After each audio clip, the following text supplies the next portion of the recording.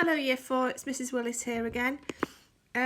We have been very, very impressed with the work that you've been doing in your geography and your science recently. We've been talking about human impact on the environment in science and climate change in geography, and really those two things connect very clearly together. Today we are learning to make a poster to persuade others to make positive changes. Now you've learnt lots and lots about the environment and the impact of rubbish, how we can make changes by recycling. We've also been learning about how bad plastic is for the environment and for the oceans. We've been talking about landfill. We've also been learning about the biomes in the world, and especially the rainforest and the Arctic, and how climate change has been affecting these biomes, the people and the animals that live there, and the plants that are trying to survive as well. So this week we're just trying to pull it all together and think about how we can make some changes. So on Monday you have been thinking about your carbon footprint. So that's how much energy you as an individual or you and your family are creating, and how much CO2 you are putting into the environment.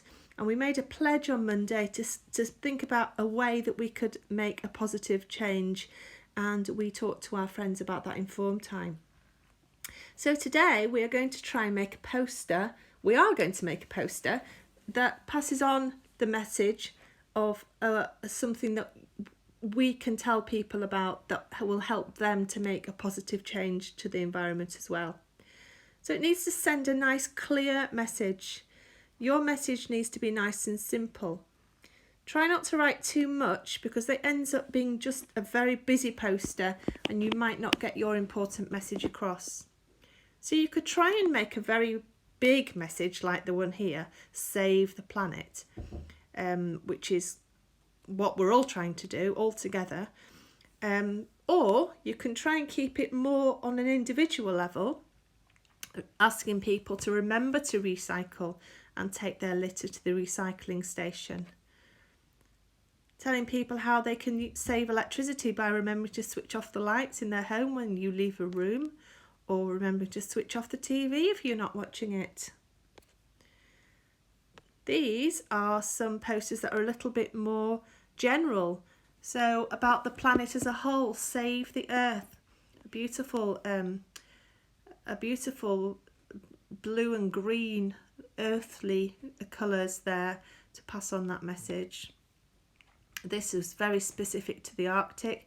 It's not cool that we are warming the planet so much that the ice is melting and the polar bears don't have anywhere to live anymore.